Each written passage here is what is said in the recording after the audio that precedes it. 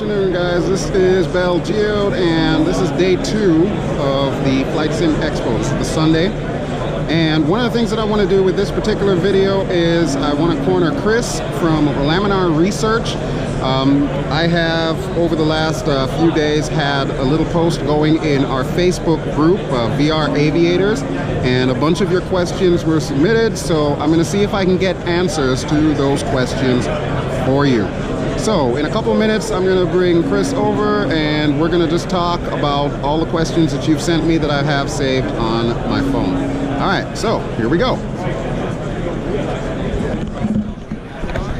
It is on. Okay, so we're here with Chris Serio from Laminar Research.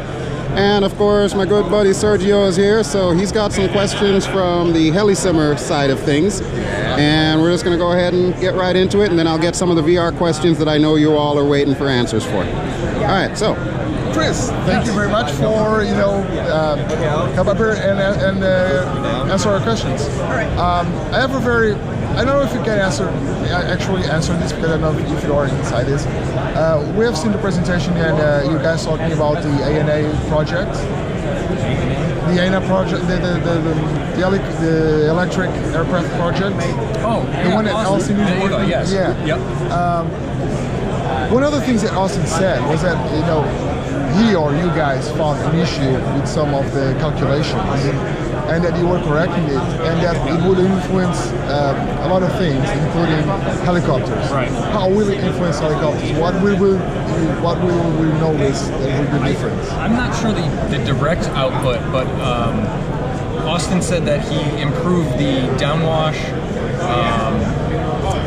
I'm not an aerospace engineer, so I don't remember the terms, but you should check the live stream too, because it's on YouTube, his actual presentation. But all of the things that affected his vertical takeoff aircraft, because it's a spinning prop disc, will influence helicopters as well. They're probably going to be in, I think, what we'll call is 1140. 1135 is mostly an art release right now, the F-mod sounds in the cities and things like that, but Austin's physics have been saved to come out separately, which should be an 1140. Okay. And I think what the net result is just going to be a more realistic prop disc for all aircraft. Okay, so everything that has to do with downwash, what's happening in Okay, so do you believe, or do you think that we are going to actually notice a difference when you are, for example, approaching a helipad? Do you think there will be a difference between the downwash or the inbound effect that you get on one portion? So against the ground, things like that, you might, because that's where most of his effort was how the downwash interacts with the ground and other parts of the aircraft, over a tail, for instance. So you have to be careful when you approach an helipad, because you can actually be tilted because of downwash on one portion of the rotor and not on the other one. Right. Okay, cool. Yeah. So pretty much something that affects like a hard surface, like a elevated helipad or something. Right. Okay. I think the difference you'll see is probably going to be somewhat marginal. You're not going to be like, oh my god, it's a totally new sim. But he's always tweaking, a couple % better here and there is something that's really important to him, because he's been doing this for 20-something years now. A couple % here and there adds up to a whole new sim over time. Right. So, you might say he's invested in it. Yeah, he's pretty invested. All right, what else you got on the helicopter side of things? I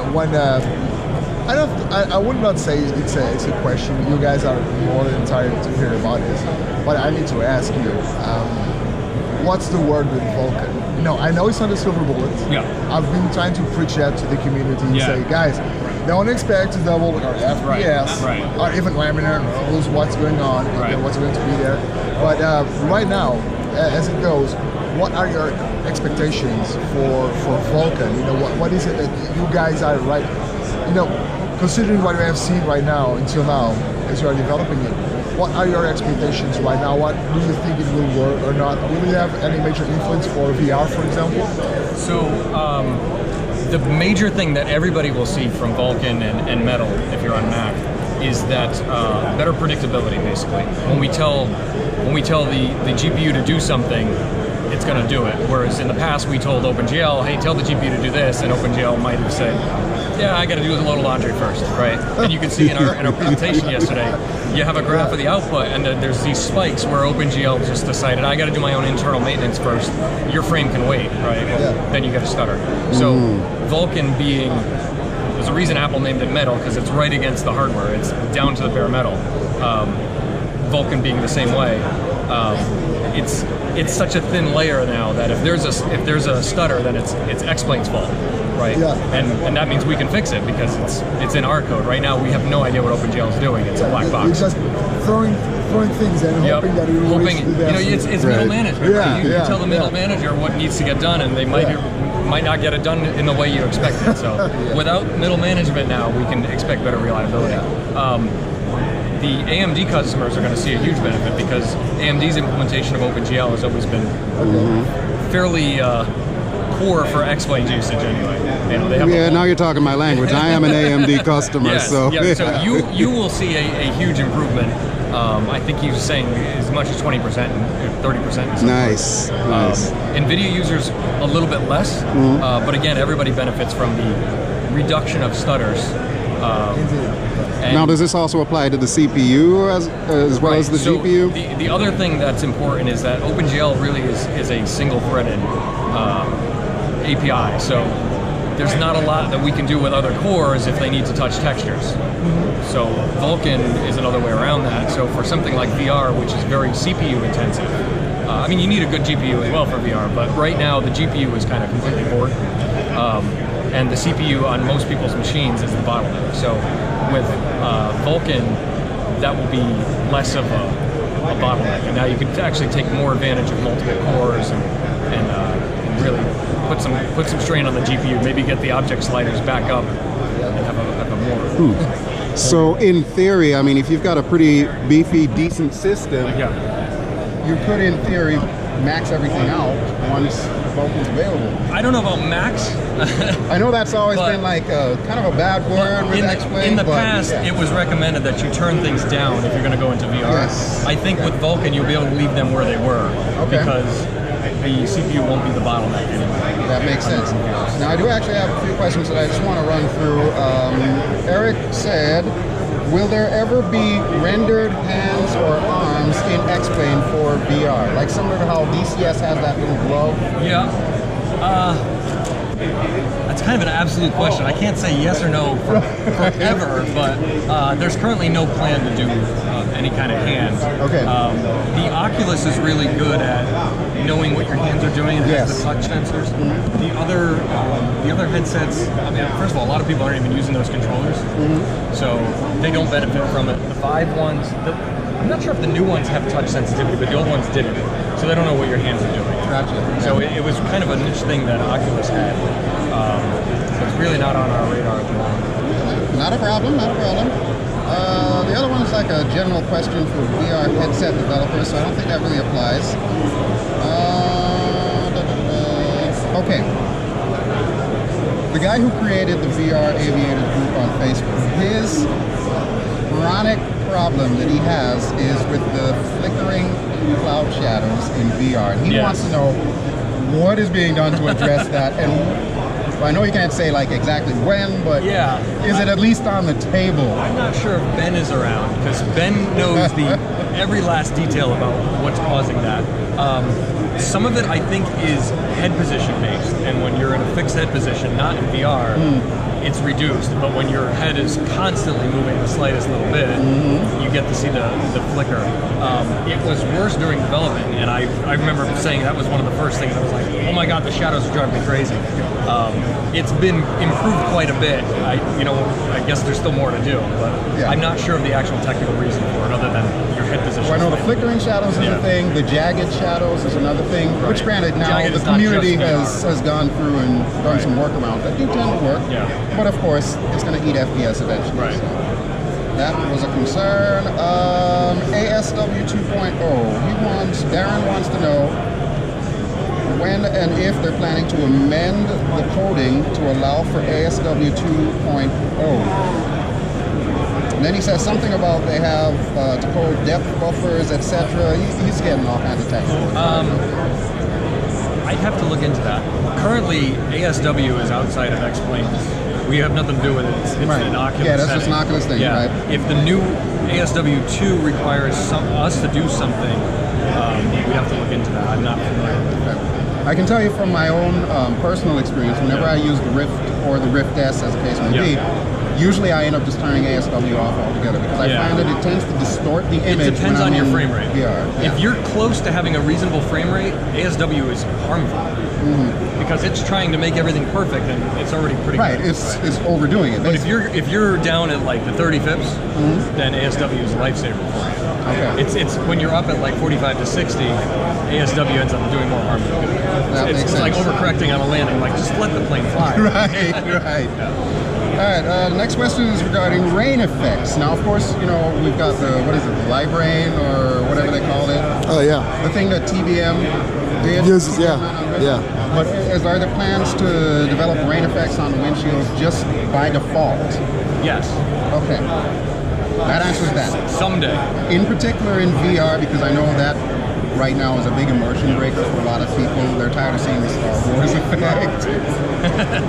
All right, question about adjusting the rendering code for projecting to non-coplanar displays on headsets and canted panels. So he's thinking more along the lines of the Pimax or the valve index or something. Yes. Ben would be better with that one as well. I know I've heard him answer that one before, but I don't remember. Nor do I understand what most. I think those words are made up. No. Yeah, I'm beginning to believe that. He goes into like a full dissertation about get eye to head transform offsets. And it is crazy. All right, so if we can snag Ben, he can give some quick answers to these, but I don't know where he went. ATC implementation in VR. VR. You can already pop up the ATC window and interact with it, so I'm not sure what else. I'm not sure. Don't you actually have to fix ATC first? Yeah. But you can already use it currently, I think. Okay. I can pop up the window. Let me ask you that. What's the work with ATC? Do you know anything about that? I need to be cloned. If you can clone me, and then I can work on multiple things at once. Okay, so it's something that you guys don't have as a priority right now. It's not #1 priority, but it is a priority. Okay. Yeah, it's not like, oh yeah, someday we'll do that. No, it is a priority. Same as with season changes. Right. Yeah. I'm just saying this because some guys at the group have been asking me about it, and I have told them, look, these guys have a lot of things to do. Yeah, especially you need to do, you need to have Vulcan then first, all these major changes then first, and then you can start adding on top of it. And they said, okay, I understand that. What about after Vulcan? Right. Yeah, okay, well, they will get that. I mean, we like to look at the data and see. I mean, Vulcan and metal affects everybody. Yeah. Right? So that's clearly important. That's the thing. Yeah. Only a certain percentage use ATC. Only a certain percentage use VR, but they still have to get done. Right? Yeah. That's what makes up the product. All these little features that everybody enjoys. But it's something that you will do eventually. So people asking you over and over again. It seems like it's been forgotten, and it's not been forgotten. Yes. It's something. It's something that it doesn't matter if people ask you over and over again. Right. You won't just make it. I can't change the priorities because they are the priorities. Yeah. You hear, guys? Just let them do their thing. Okay, let them do their thing. Thank you. A couple of the questions that they have. Any news on like a world scale slider for VR? I remember when Fly Inside came out with their initial add-on to X-Plane, a lot of people attached themselves to that and the fact that they could basically make their cockpit appear larger or smaller, as the case may be. Because sometimes, some of the add-on planes that come out, maybe they weren't designed with VR in mind, so you end up feeling like an infant sitting in the seat. Right. So they're wondering if that's something that can be like a default thing with the VR capability, to be able to just slide the scale of the cockpit. I haven't heard that feature request before. Trust me, if there's strange requests, we find I've used Fly Inside, but not extensively. So I haven't seen that feature for myself. I know when we were experimenting with we have a command to zoom in to try to get you a better view without having to move your head constantly, make you nauseous. We encountered some very interesting artifacts if you set the zoom wrong. Yes. And in some of them, you felt like you were a tiny mouse sitting on the seat in this giant. You know? Pretty much, yeah. And in other ones, you felt like you're the giant and you're wearing like the airplane is a shoe. Yeah. You know? So it can be done. I haven't thought about that as an actual slider.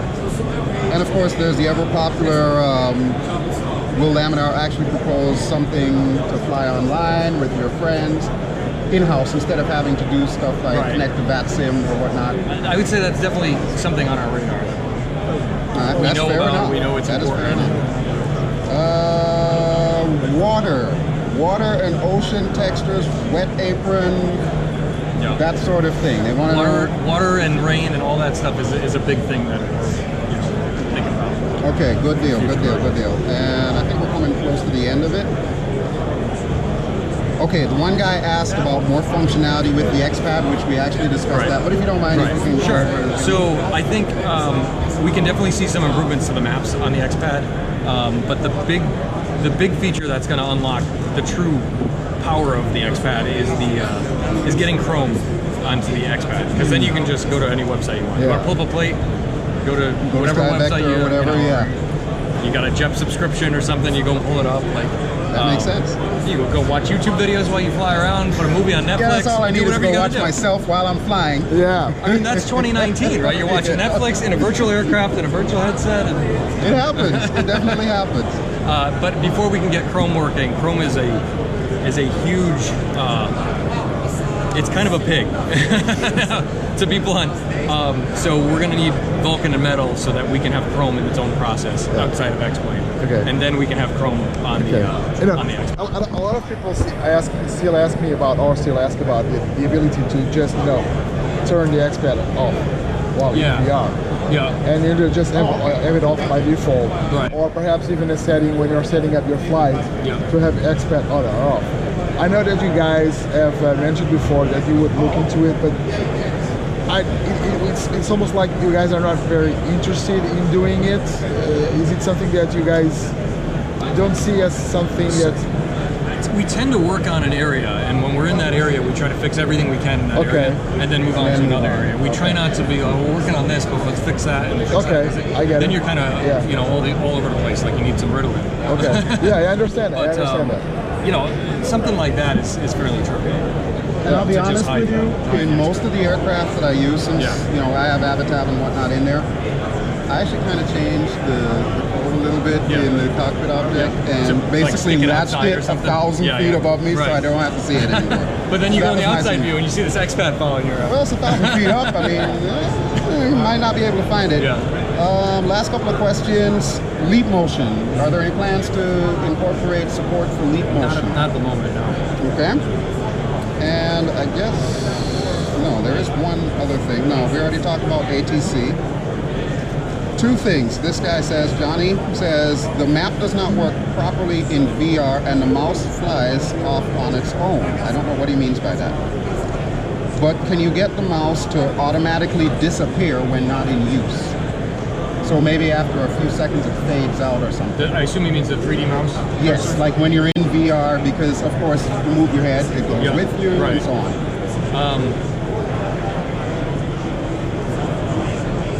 Think about that. I don't remember if it's supposed to disappear or not. I thought it should, but it's been a while since I've looked at that. I know the fact that you move your head and it follows you kind of means like it's got to reappear again. Right. Otherwise, you're going to have to find your mouse with your hand, and that defeats the purpose of having it. Like you're supposed to know right where you left it off. Exactly. You have to go and shake it around to find it. Okay.